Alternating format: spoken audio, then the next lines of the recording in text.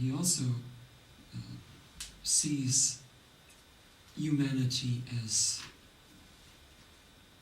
in terms of their erotic potential, I mean, individual humans' erotic potential. Blood to him is an incredibly erotic object. It's the object of his desire, and he eroticizes it in the course of the various books in which he speaks. It's the fragrant, rich substance that pounds and roars through mortals' veins, and that he drinks with a huge sense of the enormous erotic potential of that moment. And he says it hits him with a whack when he does that. And of course, Rice takes advantage of this. I mean, she enormously eroticizes the act of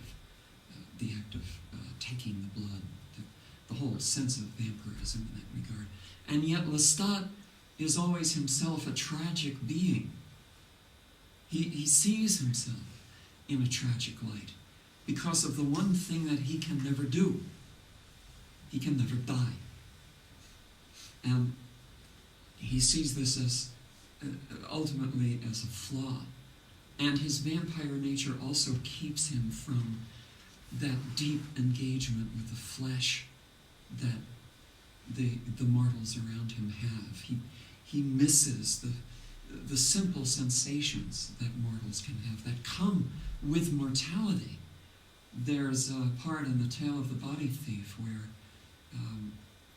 where Lestat, when he is given a mortal body for a time in that book, where he's drunk with physicality, with a sense of being thrown into a radically grounded relationship with a body for the first time, a body that can be hurt, that can be damaged, that it itself can bleed, and that can participate in the pleasures of the flesh that he was only able to long for. He goes into some crappy American restaurant and he has a hamburger and fries and this enormous sense of rancid, molten fat that sweeps over him.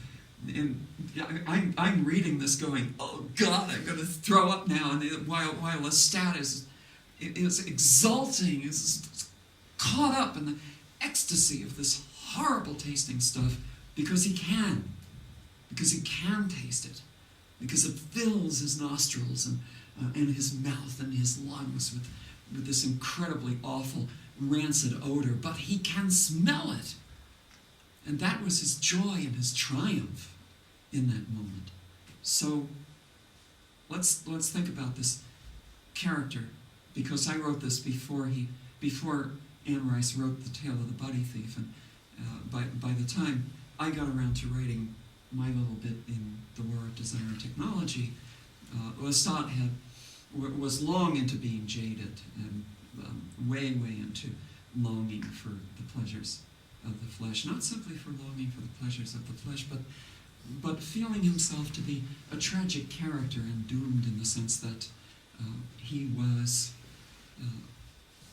his relationship to the arrow of time was different. He saw the humans around him impaled on the arrow of time, compelled to follow it from birth to death, and doomed to grow old and die while he himself stood outside that.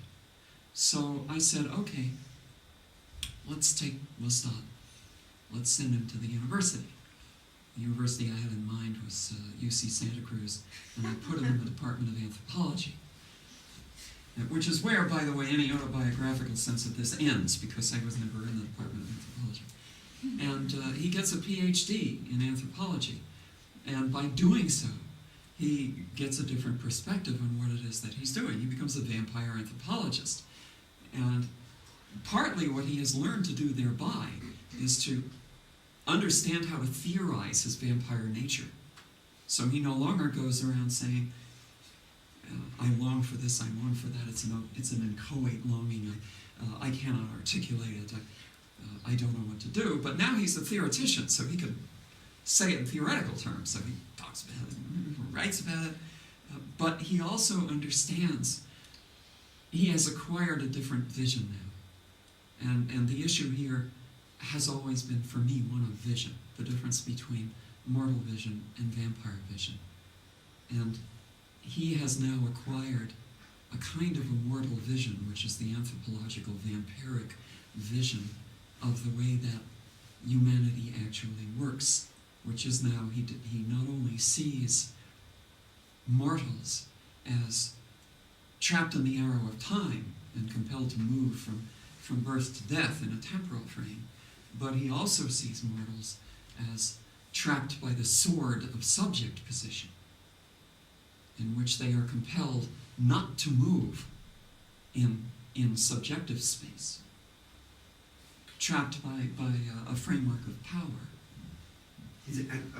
Struck me how interesting is that the idea, which is at the core of the vampire is domesticated in a film like City of Angels. Yes. Which gets transformed into something which is much less threatening Mm-hmm. and affirmative of the society that exists and the social order that exists. Mm-hmm. And from Wings of Desire, which preceded City of Angels. Which yes. is contained, yes. Yes, very, very much the same. A little more raw in Fassbinder's version. Vendors. I'm sorry, Vendors. Yeah. It's the drugs. Yes, but very much that, very much that sense, the same. The thing about the thing about having reached that point where his vampiric vision has been changed is that Lestat has then acquired the power to impart a different kind of knowledge.